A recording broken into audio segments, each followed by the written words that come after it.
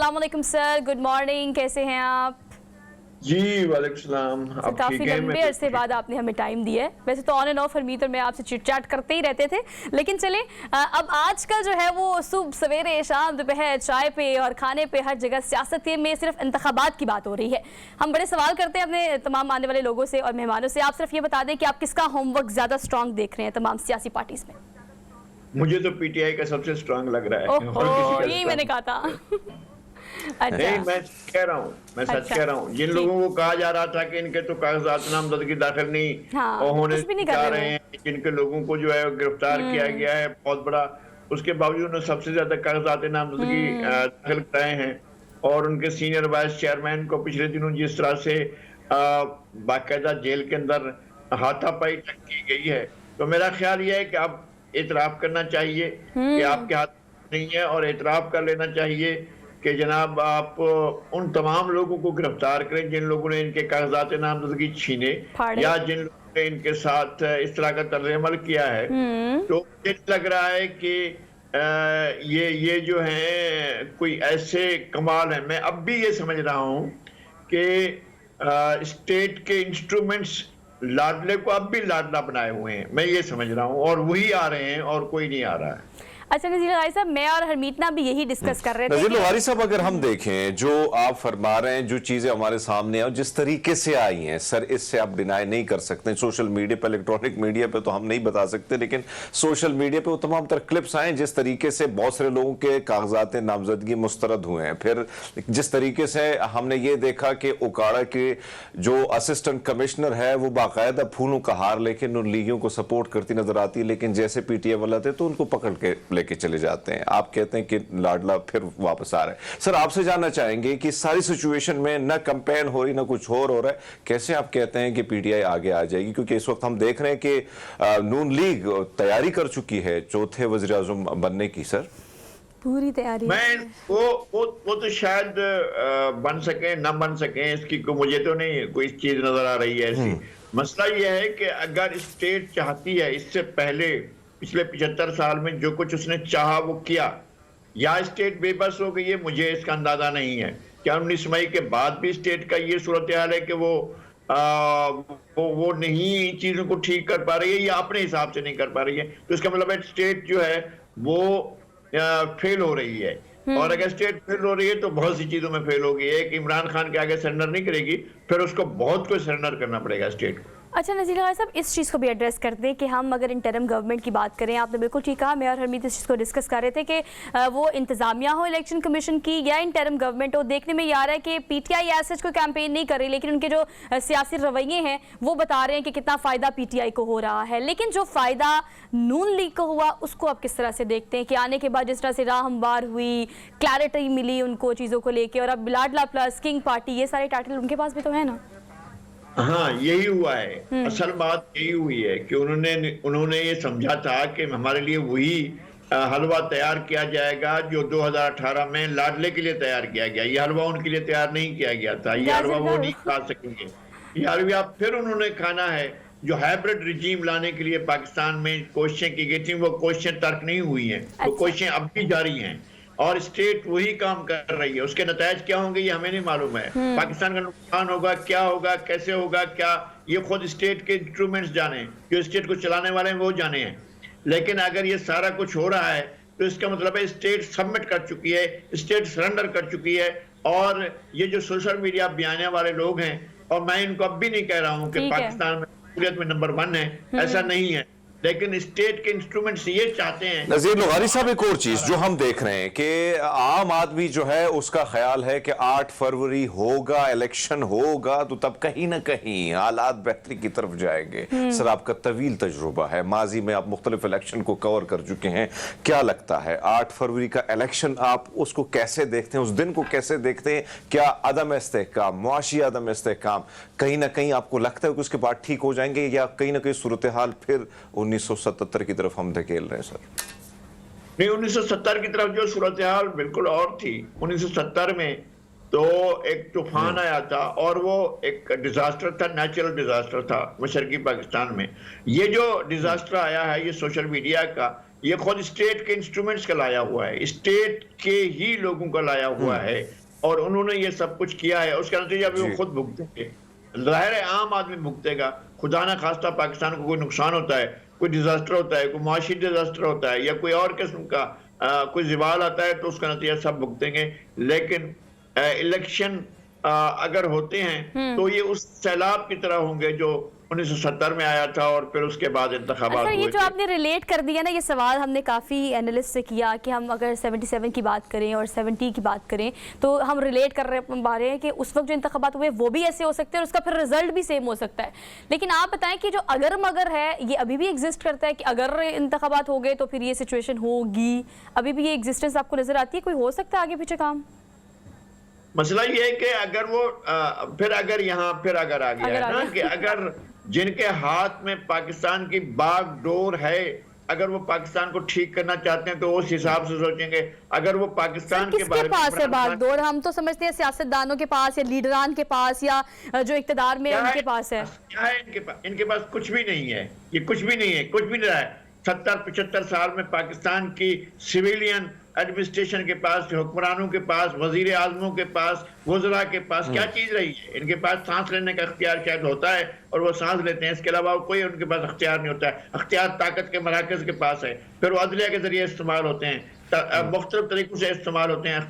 अख्तियारात इनके पास नहीं होते हैं। ये सिर्फ जो है वो अपने आप को बाख्तियार साबित करने के लिए या जाहिर करने के लिए जाकर कुर्सियों पर बैठ जाते हैं, इनके पास कुछ भी नहीं होता है। अच्छा सर, एक और बड़ी एक अहम स्टेटमेंट है एक और चीज अगर हम देखें जो चीज हमारे सामने आई है वो ये है कि इलेक्शन जो आप फरमा रहे हैं कि कहीं ना कहीं हालात उसी तरह नहीं नजर आ रहे जो सब देख रहे हैं। लेकिन सर अगर एक तरफ सुप्रीम कोर्ट मैदान में है कि इलेक्शन आपने कराने, लेकिन शफाफ इलेक्शन के हवाले से कहीं ना कहीं हमें वहां से कोई ऐसी कोई खबर न नजर आती। दूसरा दिन है, सुप्रीम कोर्ट बंद है। क्या लगता है सर आपको, अगर शफाफ इलेक्शन नहीं होते तो इसकी जिम्मेदारी सुप्रीम कोर्ट पर भी आयद होगी? देखें, इलेक्शन की शफाफियत एक बिल्कुल अलग सवाल है, इलेक्शन का इनेकाद बिल्कुल अलग सवाल है। इलेक्शन के लिए जो माहौल बनाया जा रहा है वो बिल्कुल अलग सूरत हाल है।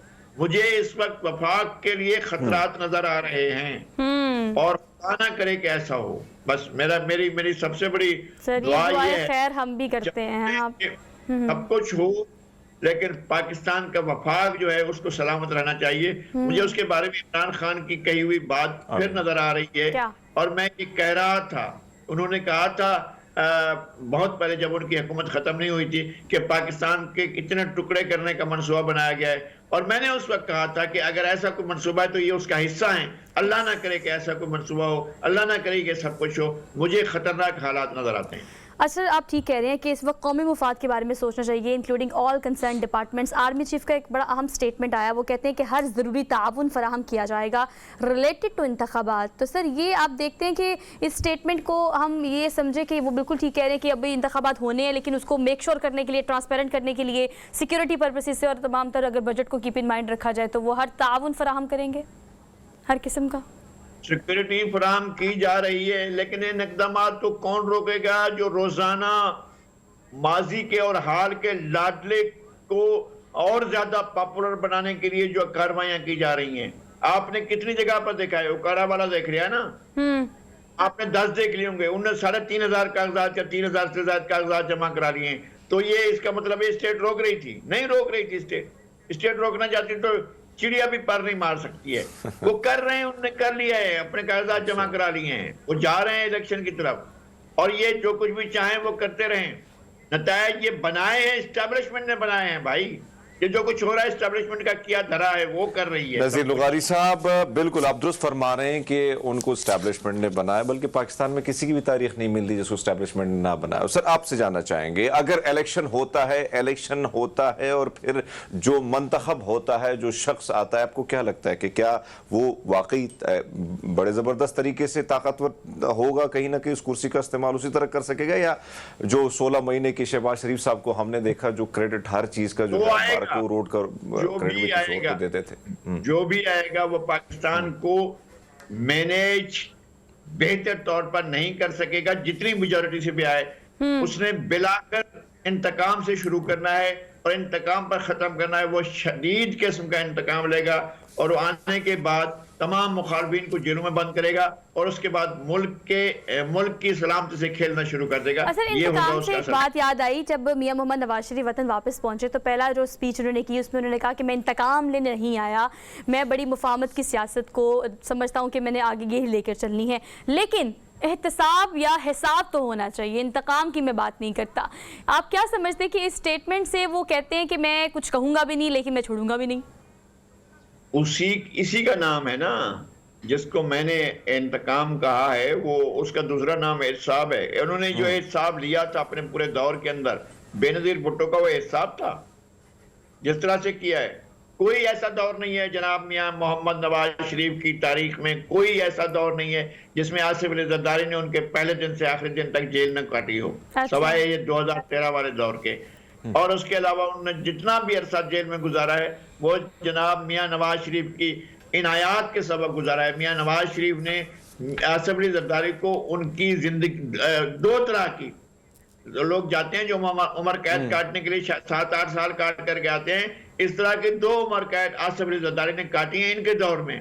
और कोई चीज यार किसी कोर्ट से साबित करवा देते ना, एक साबित करवाया था वो भी आपने जज कर लिए थे, जजों के आपके फोन पकड़ेंगे। नज़ीर लगारी साहब, एक और चीज जो आप फरमा रहे हैं, अगर हम देखें जरदारी साहब का जो बयानी आजकल का अगर हम देखें, 16 महीने कहीं ना कहीं बचाने का फार्मूला था, उसमें भी जरदारी साहब का एक अहम रोल है। अभी भी बिलावल भुट्टो साहब जब फ्रंट पे आना चाहते हैं नून लीग की तरफ, तो जरदारी साहब जो है सीधा आके कहीं ना कहीं नून लीग के सपोर्ट में आ जाते हैं। क्या लगता है कि सर ये दोनों बाप बेटे जो हैं कहीं ना कहीं जरदारी साहब नून लीग से ही फायदा उठा के सदर की कुर्सी विराजमान होना चाहते हैं, या बिलावल भुट्टो अपने तरीके से खेल के आगे निकलना चाहते हैं?